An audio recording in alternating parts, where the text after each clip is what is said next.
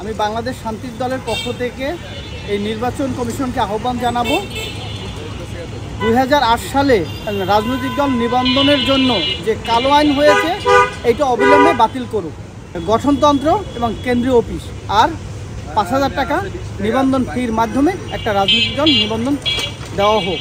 স্বৈরাচার শেখ হাসিনার আমলে যে কালো আইন হয়েছে সেই কালো আইনের মাধ্যমে বর্তমান নির্বাচন কমিশন নিবন্ধনের জন্য সার্কুলার দিয়েছে।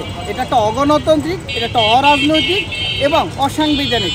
আমরা অবিলম্বে বর্তমান সরকারকেও বলবো এবং নির্বাচন কমিশনকেও বলবো এই কালো আইন অবশ্যই বাতিল করার জন্য জোর দাবি। না হয় আমরা যারা রাজনৈতিক দল আছে এই আন্দোলন তীব্র থেকে তীব্রতর করব। স্বাধীনতার পরে 34 বছর কোনো রাজনৈতিক দলকে নিবন্ধন নিতে হয় নাই।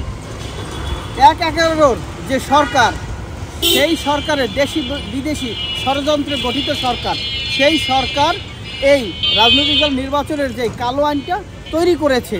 তাহলে আজও সেই 24-এ যে আমরা জুলাই যোদ্ধা হিসাবে আন্দোলন করলাম, আমরা ভেবেছিলাম সেই কালো আইন বাতিল হবে এবং গণতন্ত্রের পথটা বিকাশ হবে।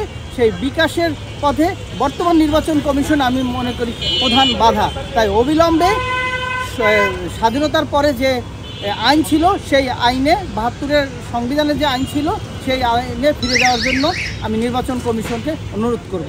আমরা বিশ্বাস করি নির্বাচন কমিশন, আমরা যারা নিবন্ধনের জন্য আবেদন করেছি, আমাদের সাথে যে আচরণ করেছে, তারা যে পূর্ব স্বৈরাচার শেখ হাসিনার যে আমলের আইন, তাতে আমার কাছে মনে হয়েছে যে তাদের অসাংবিধানিক অগণতান্ত্রিক যে আচরণ সেটা বিদ্যমান। সেই হিসাবে আমরা বাংলাদেশ শান্তি দলের পক্ষ থেকে বলি যে তারা সুপথে ফিরে আসুক, সুপথে ফিরে এসে সঠিক নির্বাচন দেখ, সেটা আমরা আশা রাখি।